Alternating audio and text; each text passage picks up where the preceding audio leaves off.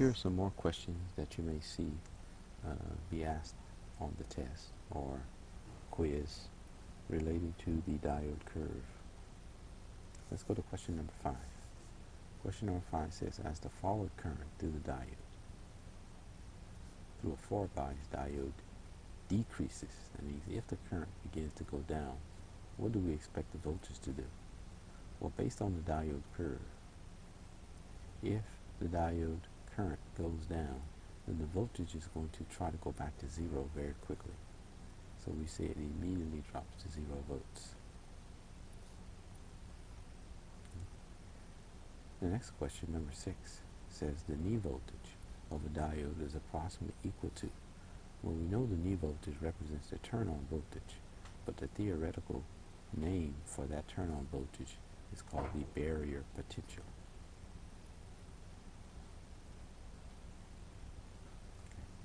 Here, in question number 7, it talks about the conditions for biasing a diode. We know that the diode has two parts. It has an anode and it has a cathode. And we know that if we apply a positive voltage to the anode, then current will flow through the diode. So we say that the anode has to be connected to the positive side, and the cathode has to be connected to the negative side. So the answer would be A. The anode and the cathode. I'm using the letter K here because C is definitely used for capacitors. And just to make sure you understand that if you reverse bias a diode, then you connect the cathode to the positive side, and you connect the anode to the negative side.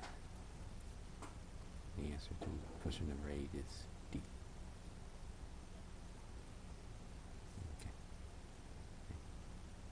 Question number 9 is asking you the same thing about reverse bias, but they put a keyword in here, essentially, or effectively, or for all practical purposes.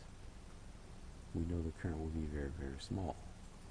So we can say that for all practical purposes, it prevents current through the diode, or we say it blocks the current. The next subject will be diode circuits.